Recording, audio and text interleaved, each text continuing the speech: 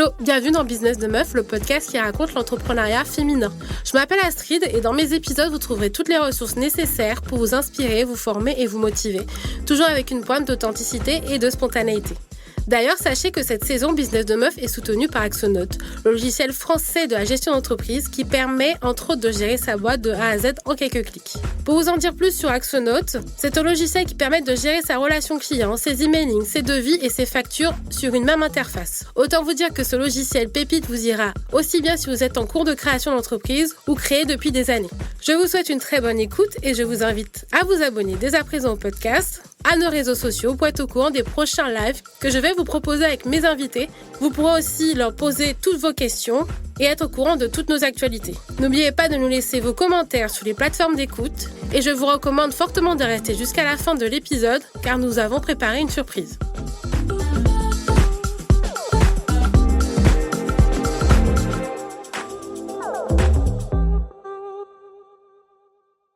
Hello les meufs, bienvenue dans ce nouvel épisode de Business de Meuf. Je suis aujourd'hui avec Alison, fondatrice de Inelli Agency. Oh, tu l'as dit en anglais. Ah ouais? That's good. That's good. I speak English very well. Ah, ok. Hello, salut à toi Astrid. Merci d'être là aujourd'hui avec nous pour nous parler de ta boîte, pour nous parler de ton expérience entrepreneuriale, etc. Est-ce que tu peux nous présenter ton agence Inelli en quelques mots? Ok. Donc l'agence Inelli, elle a été créée en janvier 2022. Et oui, c'est tout récent, c'est un petit bébé entreprise. Et donc l'agence Inelli, elle a pour but d'accompagner les femmes à oser incarner une image authentique et engagée, à être elles-mêmes, à faire entendre leur voix. Bref, à être une femme tout simplement en 2022. D'accord, parce que en 2022, il y a encore plus de défis à relever. Il y a encore plus de défis à relever et au-delà de ça, on a encore cette image de la femme doit être comme ci, la femme elle doit être comme ça. Et en fait, je pense qu'il y a un moment donné, on a le droit d'être comme on a envie d'être. Et justement, c'est pour ça que moi, j'accompagne mes clientes à être elles-mêmes dans leur vie, que ce soit qu'elles soient salariées ou entrepreneurs, juste d'être elles-mêmes. Parce que c'est bon, il y en a marre de jouer un rôle, d'être une actrice, de devoir être comme ci, parce que la société t'a demandé de l'être. Non, stop, ça y est. T'es une femme, t'as envie d'être toi pleinement, que ce soit dans ta vie salariale ou entrepreneuriale. Mais vas-y, et moi je t'accompagne à ça justement. D'accord. Est-ce que tu peux nous dire exactement sur quel point tu accompagnes les femmes? Alors, justement, donc l'agence Inelli, en fait, moi je suis coach en image. Une coach en image que j'ai redéfinie parce que, enfin, pour te dire, j'ai redéfini cette notion-là il y a très peu de temps. Parce que pour moi, j'ai voulu me mettre un peu dans une case, j'ai envie de te dire. J'avais envie de dire, je suis coach en image, donc si les gens ne savent pas c'est quoi être coach en image, donc c'est accompagner les femmes à travailler sur leur apparence extérieure. Donc c'est-à-dire qu'on va travailler tout ce qui est la colorimétrie, découvrir quelles sont les couleurs qui les valorisent, leur morphologie, savoir quelles sont les coupes, matières de vêtements qui leur vont, trouver leur style également qui leur vont, et dernier point, l'analyse visagisme pour découvrir également la coiffure qui les met le plus en valeur. De base, c'est ça. Et moi, en fait, je me suis rendu compte, et c'est même mes clientes qui m'ont fait me rendre compte, et mon entourage, que j'allais au-delà de ça. Et je me suis dit, mais moi, je peux pas, comment le faire, alors que, en vrai, ouais, on me dit, j'ai un diplôme de coach en image, vas-y, ok, d'accord, basta. Mais en fait, j'allais plus loin, j'avais l'impression que pour être soi, il faut déjà se connaître. Et en fait, j'allais plus loin dans mes coachings avec... alors déjà, en plus de base, je n'appelais même pas ça coaching, j'appelais ça des séances d'accompagnement. Et en fait, j'allais plus loin, j'allais en profondeur parce que je chantais. J'arrivais à trouver la problématique propre de ma cliente. Donc en fait, je sentais en fait ce qui se passait en elle et je venais travailler une de ces problématiques.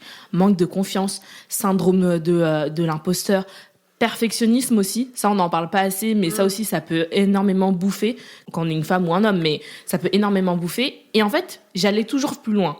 Et je me disais, mais non, mais moi je suis juste ça, je suis juste coach en image et basta. Et en fait, je me suis rendu compte que j'allais plus loin, j'allais travailler en fait, je faisais du développement personnel parce que j'adore ça dans la vie de tous les jours. Et j'ai adoré en fait que mes clientes, à la fin de la séance, ressortent et me disent, Mais en fait, j'ai l'impression qu'on passe à un step au-dessus. À chaque séance, on passe à un step au-dessus. Mais en fait, tu vas plus au-delà que coach en image. Et c'est vrai qu'après, moi, je me suis dit, mais en fait, c'est quoi la définition de coach en image réellement? Qu'est-ce que je veux mettre derrière ce mot-là? Donc, c'est pour ça que je me suis fait appeler. En tout cas, moi, aujourd'hui, je donne comme métier que je suis coach en image engagée. Donc, parce que je parle d'engagement pour soi. Quand j'ai une cliente qui vient à moi, je veux qu'elle soit engagée pour elle-même, à libérer son plein potentiel, à être enfin elle-même. Et moi aussi, je suis engagée auprès d'elle parce qu'il y a cette notion-là de je me donne corps et âme pour elle, pour qu'elle puisse passer au step supérieur et surtout pour qu'elle puisse être elle-même. Donc, en fait, j'accompagne mes clientes sur leur apparence extérieure, sur leur confiance en elles et, comme je te dis, toutes les problématiques qui nous empêchent d'être nous-mêmes et également sur leur prise de parole en public parce que je me suis beaucoup rendu compte qu'il y en a, elles ont peur de parler en public, elles ont peur de faire entendre leur voix parce qu'elles ont l'impression qu'on va pas les écouter ou sinon qu'elles ont rien d'intéressant à dire et pourtant, tu ne peux pas savoir en fait si tu as quelque chose d'intéressant à dire ou pas tant que ton interlocuteur en fait il t'a pas dit c'est nul ce que tu as dit ou pas. Et en fait moi j'accompagne mes clientes aussi à ça, à aimer communiquer parce qu'on le fait dans la vie de tous les jours, tu vois. Je pense. Et par exemple, j'ai une dernière cliente qui avait peur de parler devant les gens et pour autant elle a une mission qui est hyper inspirante. Mais elle a peur de faire entendre sa voix. Tu vois, faire un podcast, elle pourrait pas. Même si y a personne, vous êtes que toutes les deux, elle pourrait pas. Et je lui ai montré que aussi, parfois, en fait, on a une mission qui nous dépasse. Et c'est à nous-mêmes aussi de prendre ce lead-là, d'aller chercher, en fait, de faire entendre notre voix. Et en fait, petit à petit, elle a commencé à s'apprécier, à apprécier entendre sa voix, parce que ça aussi, c'est compliqué quand même. Ouais. Et derrière, après, à légèrement, petit à petit, justement, faire entendre sa voix. Donc voilà, j'accompagne sur ces 3 facettes-là. Aujourd'hui, pour moi, mon coaching en image, c'est accompagner sur l'apparence extérieure, la prise de parole en public et la confiance en toi. Voici ma définition. Je n'ai qu'une philosophie. Je te jure.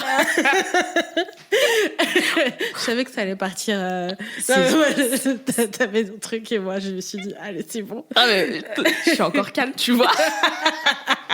Ouais, mais en fait ce que je me dis, en fait oui t'as tout à fait raison parce que la majorité des femmes ont dans l'image qu'on a, le développement personnel, il y a une différence entre le développement de l'image et le développement personnel. C'est vrai que le développement de l'image, c'est de dire comment tu peux t'habiller, comment tu peux agencer, trouver ton style, en fait. Mais en fait, trouver ton style, c'est en fonction de toi aussi. Donc, je comprends tout à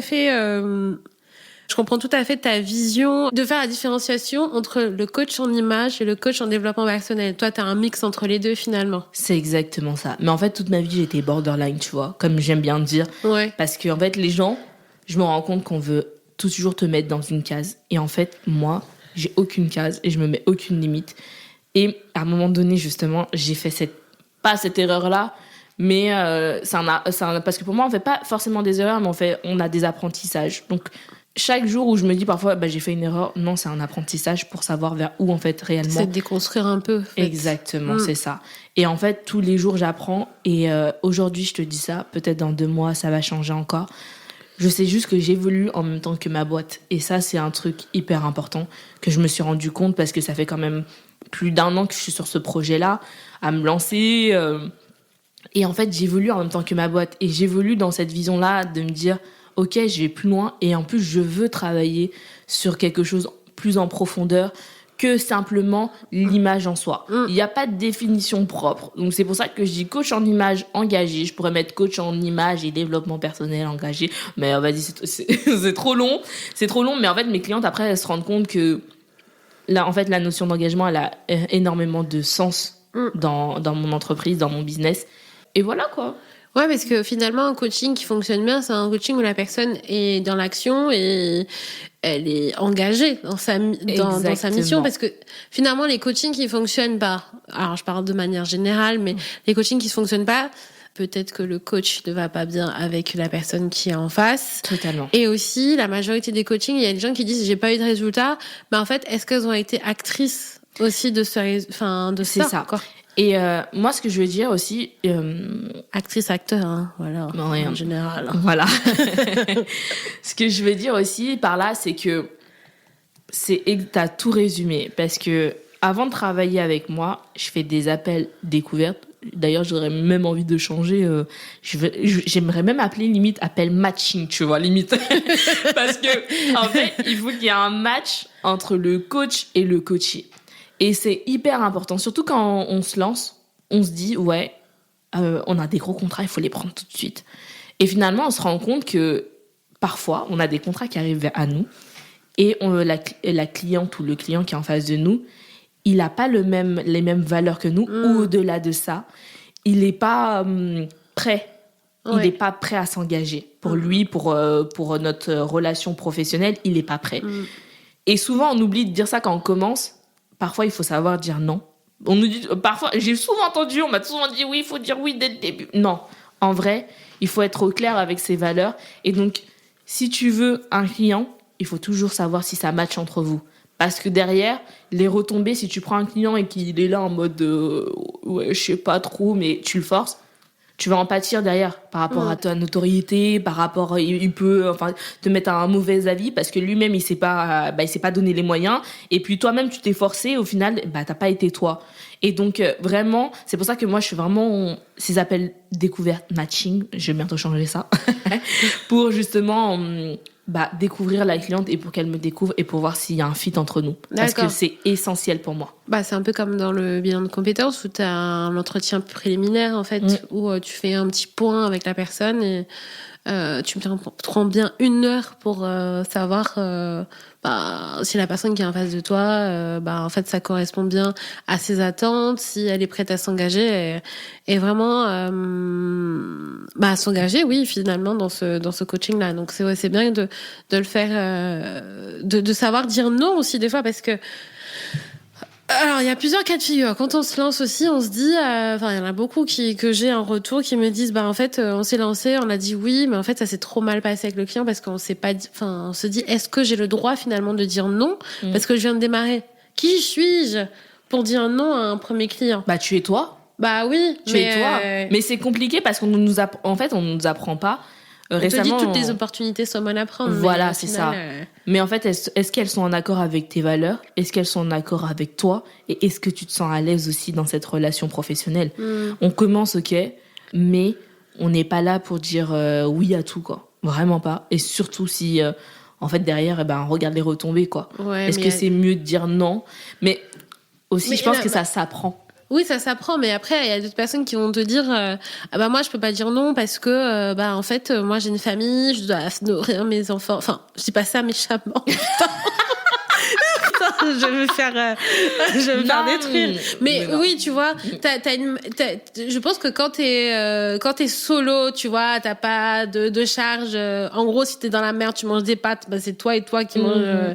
Mais après, quand t'as une famille, quand t'as des enfants, quand t'as tes engagements, mais c'est pour ça que en fait, tu vois, tu pèses le pour et le contre, quoi. Ouais.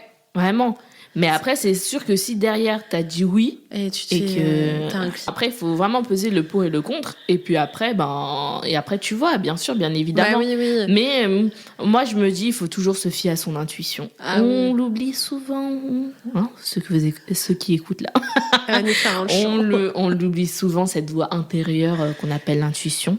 On oublie de s'écouter parce que l'intuition, elle a jamais tort. Mais jamais. Mais vraiment pas. Ça, jamais, c'est au feeling. De toute façon, tu le sens ou pas si tu dois aller. Si on peut revenir un petit peu à ta décision de lancer ta boîte, comment ça t'est venu finalement?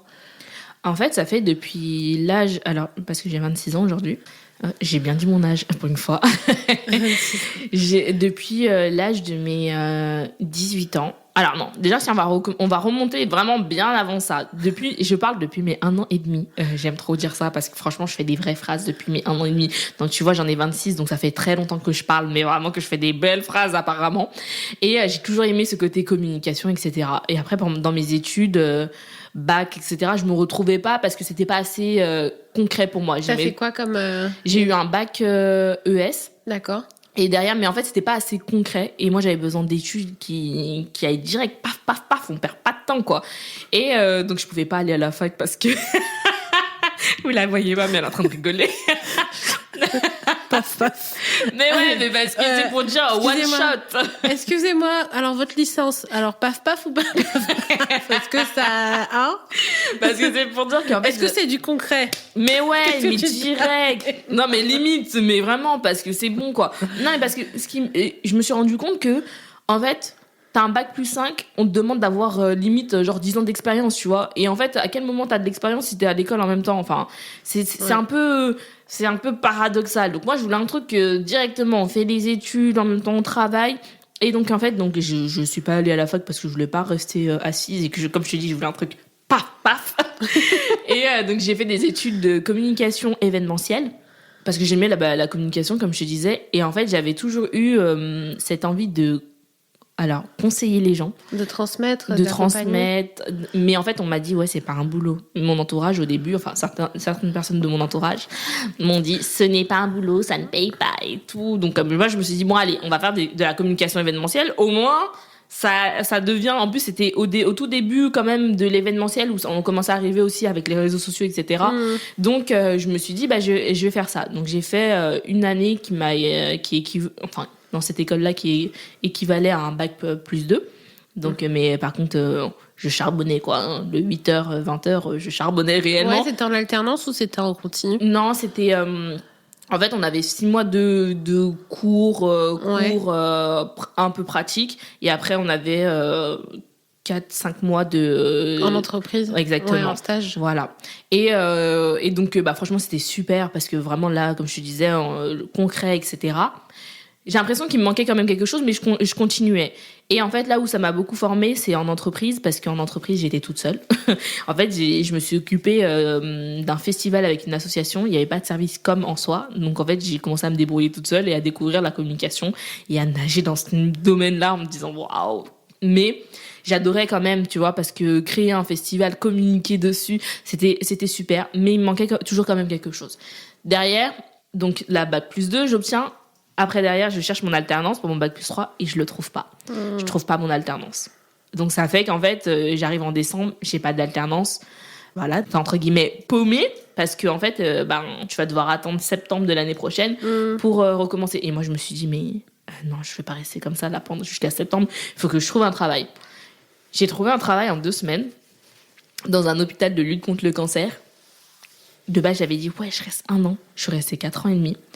Alors, pourquoi je suis restée 4 ans et demi? Parce que j'ai découvert un milieu incroyable. C'est un peu bizarre peut-être de dire ça pour ceux qui nous écoutent, mais j'étais assistante administrative, donc rien à voir avec la communication événementielle. Mais en fait, j'ai monté les échelons petit à petit et j'ai adoré ça parce qu'en fait, j'ai découvert une autre facette du cancer. Quand on parle du mot cancer, ça fait peur. Et en 4 ans et demi, j'en ai presque pas parlé. Parce que j'ai découvert des personnes, j'ai découvert des patients, j'ai découvert une boîte, parce qu'un hôpital, c'est quand même une boîte, il faut quand même le dire, hein, c'est une entreprise. J'ai découvert comment ça fonctionnait et j'ai adoré le fonctionnement, j'ai adoré découvrir les gens, comment ils en sont arrivés là. Bien évidemment, la maladie tombe dessus, mais chacun dit que ça leur apporte quelque chose, ça leur a apporté une leçon de vie. Ils sont plus pareils avant, pendant et après leur cancer. Et j'ai adoré découvrir les gens. Et j'étais toujours là, quand même, avec cette notion-là de conseil, d'accompagnement. On me disait toujours, c'est bien, Lisa, tu fais ton travail, mais tu fais un peu plus que ton travail. Et ouais, et j'ai adoré ça. Mais après, il y a eu le Covid. Ouais. Et j'ai senti qu'en fait, il était temps d'être enfin moi à 100%. Parce que, je vais faire une petite aparté dans cette histoire-là. C'est que quand j'ai commencé à travailler, on va dire en décembre, j'ai commencé à travailler. Et en janvier, donc en décembre 2015, j'ai commencé à travailler. Et en janvier 2016, j'ai perdu quelqu'un qui m'était très cher. Et en fait, ça a complètement changé ma notion de la vie, de qu'en fait, à tout moment, à un instant T, tu peux perdre quelqu'un qui t'est cher. Et je me suis dit, non mais ça y est, il faut que je commence à vivre réellement ma vie. Et en fait, pendant le Covid, donc en 2020, ça m'est revenu dessus, cette notion-là que j'avais promis à cette personne-là. de faire enfin ce que j'avais envie de faire. Et je me suis dit, en fait, c'est le Covid. Et ben, ça peut t'ouvrir les yeux ou pas, pour certains. Mais en tout cas, moi, ça m'a ouvert les yeux. Et je me suis dit, je quitte mon boulot. J'ai demandé une rupture conventionnelle. Ouh, je l'ai obtenue au bout d'un moment. Et en fait, c'est là en fait où l'entreprise elle est quand même née et où enfin j'ai pris ce lead de me dire vas-y j'y vais, qu'importe. En plus j'étais pas très loin d'acheter un appartement, tu vois, mais vraiment vie construite quoi, tu vois. Et je me suis dit en fait. Ouais, parce que sinon au final tu serais resté là-bas. Ouais. Bah ouais. Tu serais resté dans ta zone de confort en fait. J'allais rester dans ma zone de confort. J'étais pas loin de devenir on va dire, je sais pas si on peut dire chef d'équipe, mais en tout cas le bras droit de la chef d'équipe. Donc on va dire manager, voilà. Donc j'allais avoir des responsabilités parce que comme je disais en fait moi je suis quelqu'un qui aime beaucoup découvrir, donc en fait je faisais plus que mon travail qu'on me disait. Oui, t'étais investie en fait. J'étais hyper investie, j'essayais de comprendre les choses, comment ça fonctionnait les systèmes, donc j'étais là et j'étais quand même importante au service. Mais en fait je me suis dit la personne la plus importante c'est moi, et qu'importe, même si j'ai des responsabilités. C'est pour ça que quand j'ai demandé ma rupture conventionnelle, j'étais très honnête avec la personne qui m'a permis d'obtenir ma rupture conventionnelle. J'étais très honnête en disant que là je ne me sens plus capable de donner autant que je le faisais. Ouais. Et ça va en pâtir, en tout cas, sur l'équipe. Ça va en pâtir sur moi. Ça va en pâtir sur tout le monde. Ouais. Et quand je pense que tu es honnête avec ces personnes-là, eh ben, tu peux obtenir des choses. Et c'est comme ça que j'ai obtenu ma rupture conventionnelle, pardon. Et que je suis partie. Et que l'idée de créer mon entreprise, réellement, en fait, je me suis dit, ça y est, c'est le moment. C'est soit tu testes maintenant, soit tu testes pas. Mais en fait, il est temps. Il faut faire quelque chose, quoi. Ouais. Voilà. Okay. Voilà le d'où. Mais en fait, l'idée, ça fait un moment qu'elle est là, quoi. Ah, mais moi, je crois que tu as raconté, moi, j'étais là. je te jure, on aurait dit, elle regardait un film. Regarde un film. Je t'ai vu, t'étais investie. J'étais là. Ah ouais, machin et tout. T'es là, putain. C'est la merde. Mais attends, faut que tu poses une question. Non, mais c'est tout ça pour dire qu'en fait, c'est vrai que l'idée de créer l'entreprise, elle est là depuis longtemps. Moi, la question que je me pose, c'est comment t'as fait tout ce travail d'introspection, en fait? Parce que finalement, t'es vachement en phase avec ce que tu veux et ce que tu ne veux pas. Ouais, c'est vrai. Et t'es vraiment, et t'arrives à vraiment affirmer ta décision, en fait. C'est ça et pas autre chose. Et ça, je trouve ça dingue quand même. Est-ce que t'as été accompagnée? Est-ce que c'est toi-même qui t'es posé tes questions? Ou est-ce que c'est la vie qui t'a apporté des éléments de réponse, ou t'as pioché au fur et à mesure, en fait? Il y a deux choses. Déjà, je suis beaucoup accompagnée par ma mère. Ouais. Ma mère qui est de nature elle-même coach, qui ne l'est pas encore, mais qui est bientôt en train de le devenir. Ouais. Elle m'a beaucoup accompagnée à affirmer ma personne. Donc ça, c'était depuis petite, c'est hyper important. Elle m'a toujours... C'est pour ça, comme je te dis, je dis cette notion-là que je parle depuis mes 1 an et demi, mais je parle réellement parce que ma mère m'a permis de m'affirmer aussi, ouais, et d'être moi. Ouais, elle t'a donné un cercle... comme une zone où tu pouvais t'exprimer. Exactement. Ouais, pas de protection, réellement. Une zone d'expression. Mais d'expression, c'est exactement ça. Comme je te disais juste avant, le fait d'avoir perdu cette personne qui m'était très chère, ça m'a beaucoup appris. Cette personne que j'ai perdue, on avait dit qu'elle allait mourir très jeune. Au final, elle a fait tout le contraire de ce qu'on lui a dit. Et en fait, c'est ça aussi qui m'a permis de voir que c'est toi qui décides en fait ce que tu as envie de faire, ce que tu as envie de refléter. C'est pas des gens qui vont te dire ouais, ça va pas marcher, tu peux pas être comme ci, tu peux pas être comme ça. Ouais, je les imite là, c'est comme ça que je les entends quand quand ils parlent. C'est vraiment cette personne qui m'a appris à vraiment, en tout cas ma mère puis cette personne qui m'a appris à être moi et à affirmer ce que je voulais. Donc ouais, c'est la vie. C'est la vie, c'est les rencontres. Et c'est comme ça. Et c'est pour ça que mes coachings, en fait, ou quand on peut voir mes vidéos... alors, je suis un peu différente des coachs en images que peut-être vous pouvez voir sur Instagram, parce que je parle pas forcément réellement de style, parce que pour moi, comme je dis, l'image est un moyen. Mais en fait, mes coachings... ils naissent de toutes ces rencontres que je peux faire, comme par exemple avec toi aujourd'hui, avec d'autres que j'ai pu rencontrer. Et en fait, j'évolue en même temps que mes coachings, j'évolue en même temps que je rencontre les gens. T'apprends, tu nourris, en fait. Exactement. Et cette notion-là d'affirmer ce que je veux, c'est que quand tu as perdu quelqu'un qui t'est très cher, quand tu es tombé au plus bas, tu ne pourras pas retomber au plus bas. Personne ne pourra te mettre à terre. Moi, il y a personne qui me mettra à terre. J'ai perdu quelqu'un qui m'est très cher. Je ne pourrais pas retomber. Ouais. Vraiment. Et quand tu sais ça, et aussi quand tu perds quelqu'un, il faut savoir en faire une force. Parce que là, j'en parle de manière très ouverte, tu vois. Et ça fait 6 ans maintenant. Et ouais, et j'en ai fait une force. Je me suis pas laissée abattre. Ouais, tu vois, parce que je me suis dit non. Cette personne-là, elle a montré qu'elle a vécu, qu'elle a fait tout le contraire de tout ce qu'on lui a dit. Et ben moi aussi, il est temps de s'affirmer, d'être soi. Voilà. Et tu as 26 ans. Ok. Ok. Qu'est-ce que ça va donner plus tard? Encore mieux pour mes clientes. Non, mais toi, tu vas tabasser à fond, quoi. Enfin, tabasser dans le bon sens du terme, bien sûr. Oui. Faut pas que ce soit sorti de son contexte. Oui, N'allez pas couper ce passage. Je te jure. Merci, c'est gentil.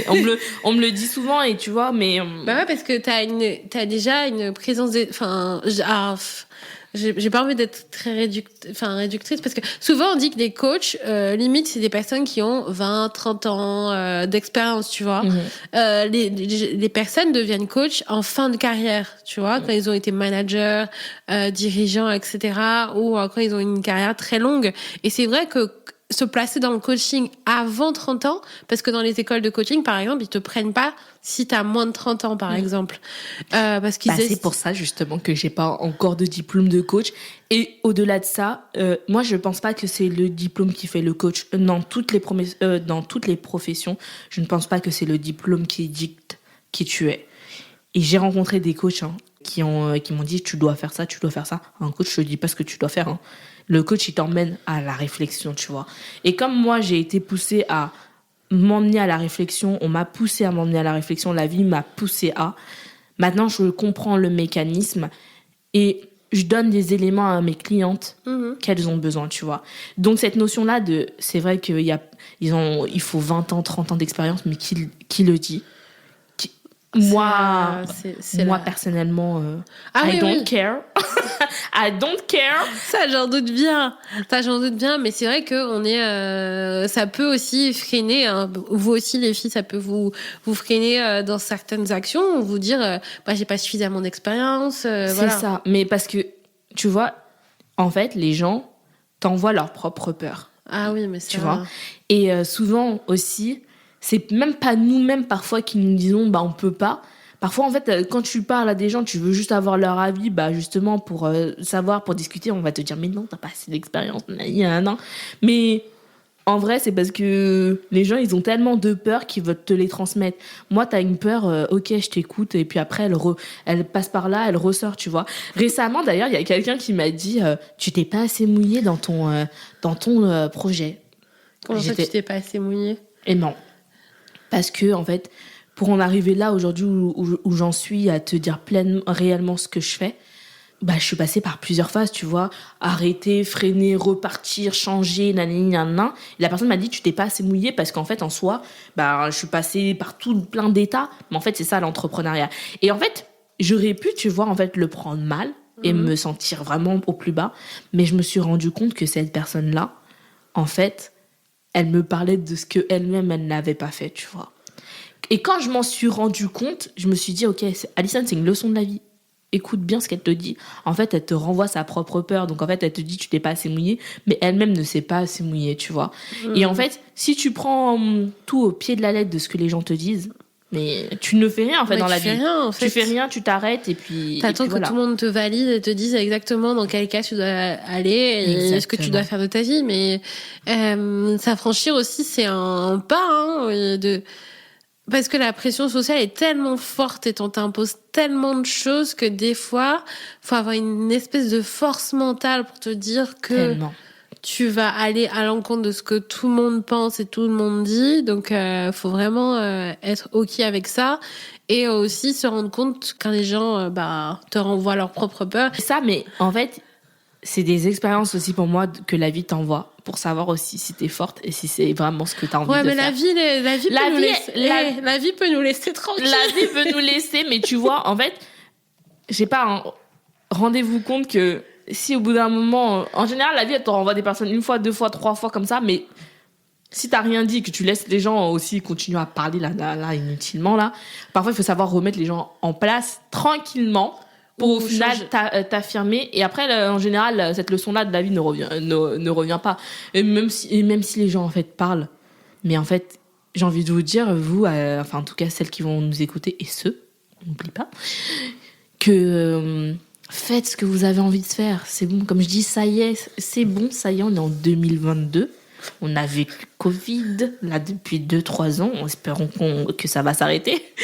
Mais on a vécu le Covid, on a vécu plein de choses. Vous avez vécu des expériences. Aujourd'hui, il est temps d'être vous et d'arrêter d'écouter des gens.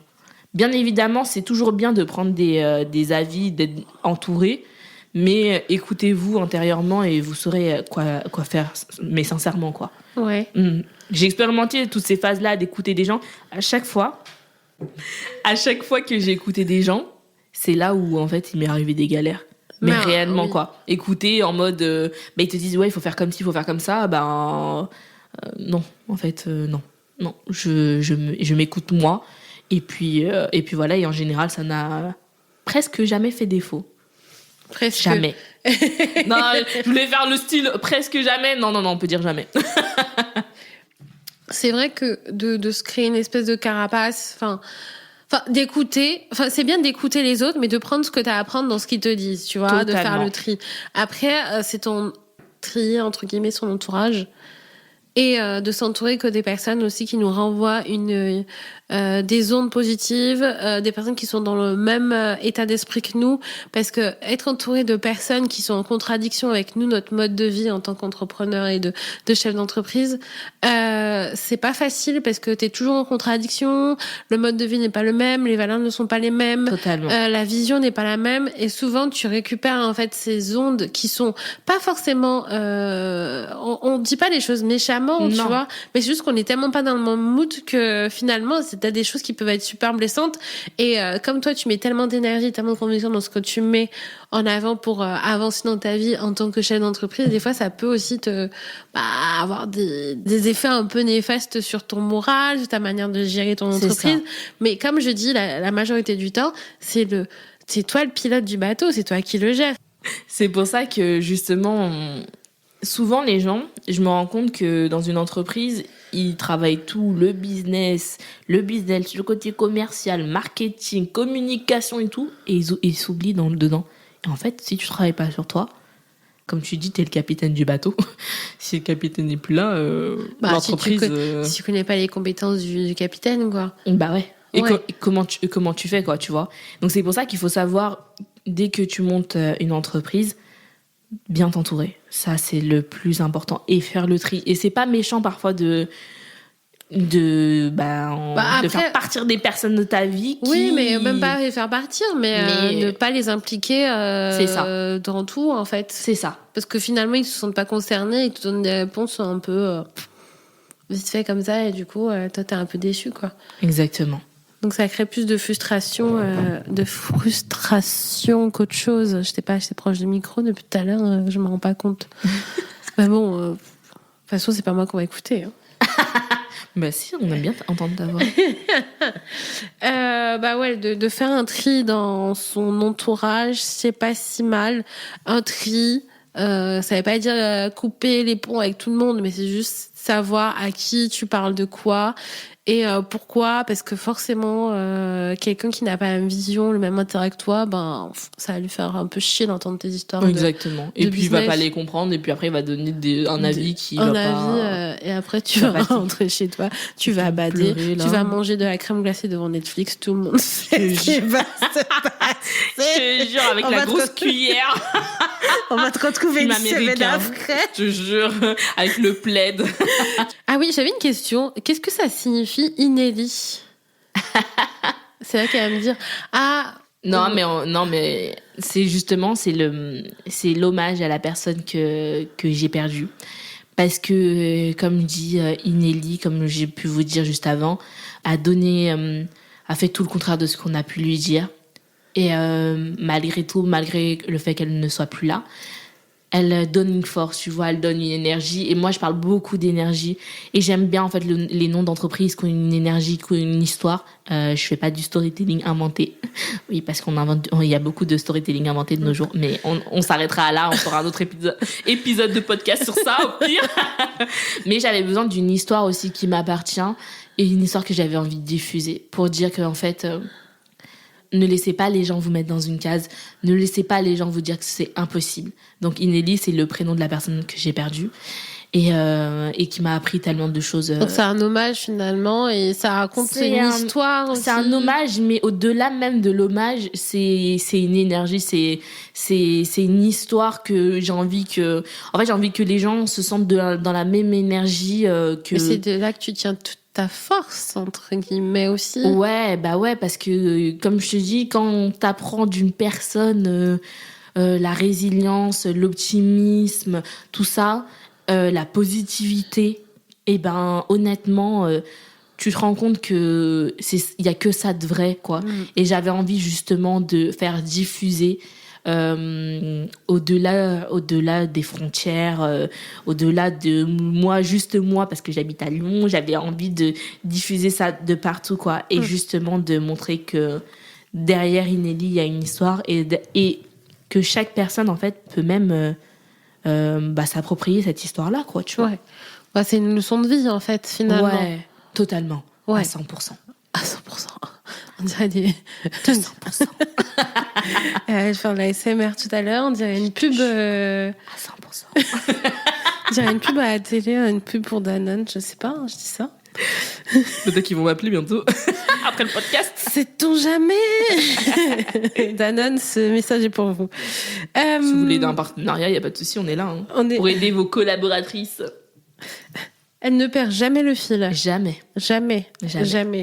Aujourd'hui, comment tu vois un peu l'avenir ? Comment tu te positionnerais dans l'esprit des gens à long terme ? Comment tu vois un peu l'avenir maintenant que tu as créé ta boîte, tu as lancé ton business, tu as créé des offres Alors, j'ai oublié de préciser quand même une petite chose, parce que je voulais pas le mettre non plus en avant, parce que parfois on vous dit souvent que il faut avoir un élément différenciant dans sa boîte. C'est pas forcément un élément différenciant, enfin si, il y en a, ils me le disent, mais moi je le prends comme aussi une mission parce que par rapport à mon boulot que j'avais eu avant et par rapport à la santé. Donc dans mes offres, il faut savoir que 10% du tarif que je facture à mes clientes, en fait, me permet en fait d'accompagner une femme qui a eu un cancer à reprendre confiance en elle.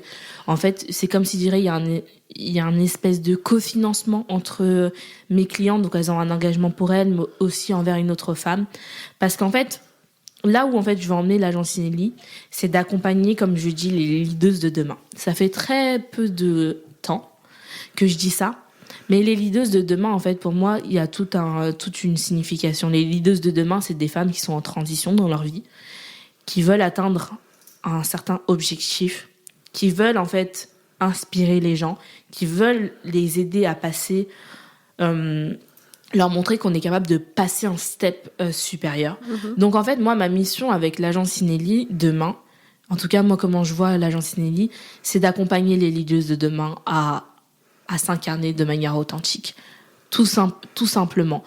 Comment je vois mon entreprise demain, si au moins j'ai envie de te dire que j'ai envie d'aider un maximum de personnes. C'est pour ça que, bien évidemment, il y a des personnes qui vont pas prendre des accompagnements avec moi, mais sur Instagram, je fais des vidéos de motivation, je fais des vidéos sur la vie de tous les jours, sur des messages que tu dois entendre à l'instant T, tu vois.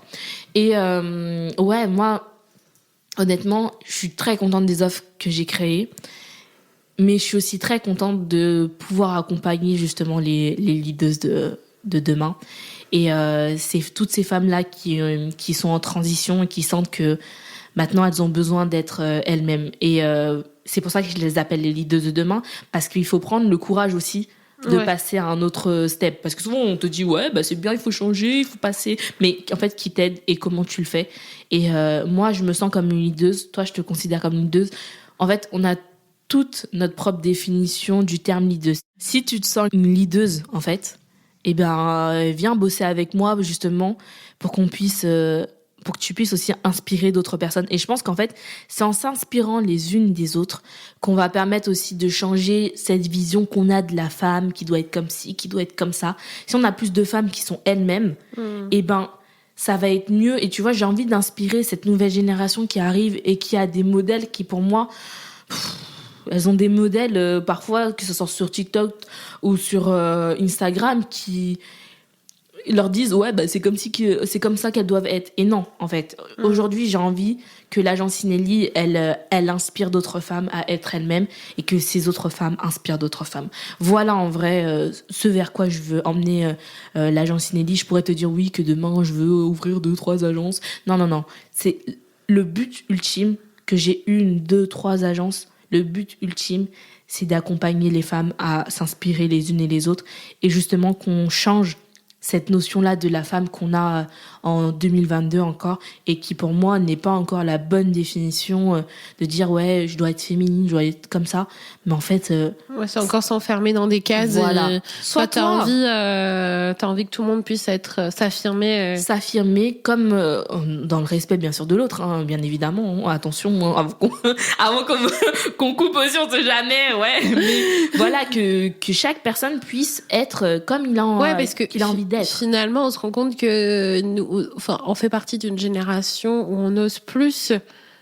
Le nombre de nanas que je vois qui montent des boîtes, ça me fait vraiment plaisir, tu vois. Ouais, d'ailleurs, je veux faire un petit coucou à toutes celles qui ont créé leur boîte et qui sont en train aussi de le créer, qui sont dans un projet et qui vont prendre aussi le lead, qui vont oser.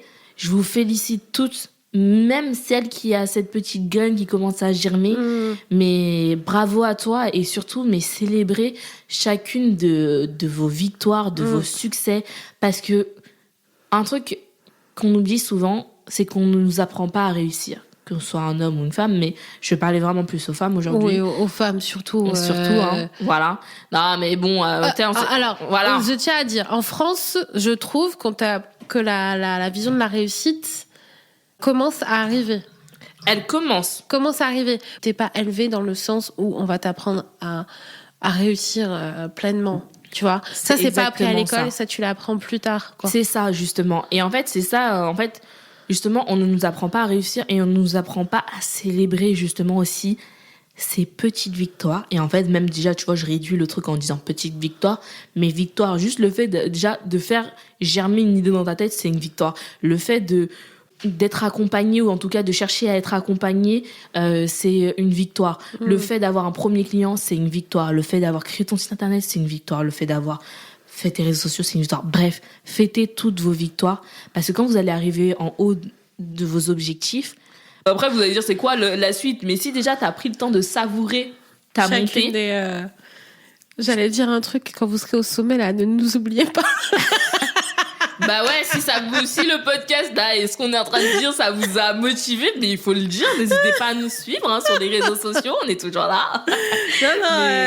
Ramenez-nous dans les bonnes dans les bonnes sphères et tout. C'est ça, si vous avez envie qu'on soit partenaire, n'hésitez pas. Oui, désolée, je t'ai coupé pour raconter ma bêtise. Enfin, ma bêtise, ou qui n'est pas une bêtise. Hein. Non, du tout. Gardez ça là. Vous rappelez-vous de cet épisode qui vous a motivé. Exactement. Et citez-nous dans vos discours quand vous serez je ne sais où, au Festival de Cannes, au César ou je ne sais quoi. Dans même vos à l'étranger, n'hésitez pas. Quand vous serez dans des shows. Agence Cinelli, on est là. On est là pour vous. Est-ce que tu voulais, je t'ai coupé, tu voulais dire autre chose? Non. C'est ta vision? Non, juste ta envie? Non, oui, voilà, c'est ma vision. En tout cas, juste, voilà, ma grande vision de là, de te dire, ouais, je vais faire tant de chiffre d'affaires, ouvrir tant de d'entreprise. Moi, c'est une vision qui va au-delà de ça. Et je pense que c'est plutôt le nombre de femmes accompagnées, en fait, ce qui t'intéresse. Enfin, plus de savoir que ton message est diffusé. C'est exactement ça, tu vois. C'est exactement ça. Et ouais, non, t'as vraiment bien résumé ça. Moi, c'est vraiment ma mission et c'est ça qui me drive, tu vois. C'est pas de me dire demain, je vais ouvrir 1, 2, 3 ou faire tant de chiffre d'affaires qui me drive. C'est le fait de savoir que j'ai impacté, en fait, des femmes qui, moi, m'animent, en fait, réellement. Alors, je te disais, toi, ta vision, c'est pas tant d'avoir 1 milliard d'agences, mais c'est vraiment que ton message soit diffusé au plus grand nombre. Exactement. Tout à fait. C'est exactement ça. Femmes leaders de demain, n'hésitez pas à vous faire accompagner. Je rigole, non mais vraiment, n'hésitez pas à inspirer d'autres femmes. C'est en s'inspirant les unes des autres qu'on va faire changer, on va faire évoluer la société et puis qu'on va enfin être nous, quoi. C'est tout. Et sur ces belles phrases. Je voulais juste faire d'ailleurs un petit coucou. Ouais, vas-y. Petite dédicace.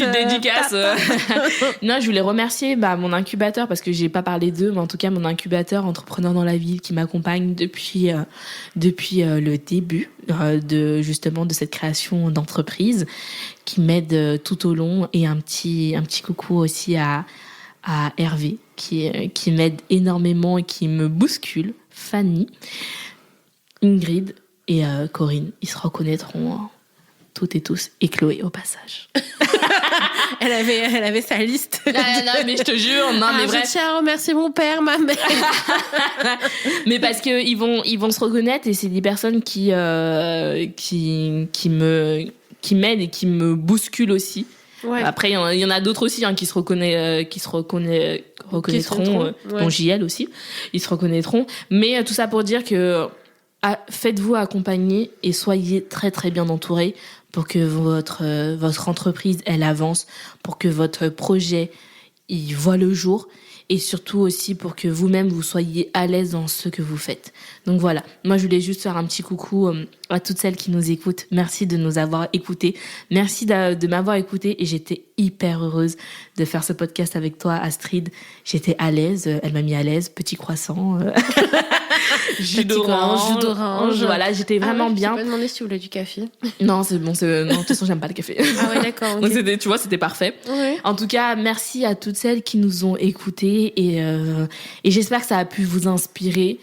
Et puis voilà, et puis n'hésitez pas, en tout cas, à aller voir sur mes réseaux sociaux, à être, même si vous voulez pas faire un accompagnement, en tout cas, à retrouver votre dose de motivation sur mon Instagram, l'agence Cinelli. Voilà, en tout cas, j'étais très heureuse d'avoir pu diffuser mon message et de faire diffuser la positivité d'Inelli. Voilà. Merci beaucoup, Alison. Alors, merci les meufs d'avoir écouté cet épisode. Vous allez trouver toutes les actualités, les infos d'Alison dans la description qui se trouve avec le podcast. Donc, vous pouvez la suivre sur Agence Inelli sur Instagram. C'est tout. Sur Instagram, c'est tout. Voilà. Ou sinon sur LinkedIn, peut-être. Oui, sur LinkedIn, mais après, je suis beaucoup plus sur Instagram parce que c'est un format où, quand je prends mon téléphone... Je prends mon téléphone, il n'y a pas de montage, limite. Je prends mon téléphone, clac, il y a une idée qui me vient, vidéo, postée, voilà. On fait le feeling, je donne des messages au feeling et qui te viennent exactement tranquille. Voilà. Donc oui, merci beaucoup d'avoir participé à ce podcast. Les filles, n'hésitez pas. Retrouvez-nous dans les prochaines semaines sur les réseaux sociaux et restez connectés parce qu'il va y avoir pas mal de choses. Merci les meufs, ciao. Trop cool, vous êtes restés jusqu'à la fin, et j'ai envie de vous remercier de votre écoute, et pour vous remercier d'être là depuis 2 saisons, je vous offre un petit bon cadeau que vous pourrez retrouver dans la bio, dans la description du podcast. Donc voilà, c'est un petit cadeau que je vous propose avec Axonote, donc allez regarder, ça va être top. Et puis je vous donne rendez-vous très rapidement dans 2 semaines pour le prochain épisode de podcast. À bientôt, ciao les meufs.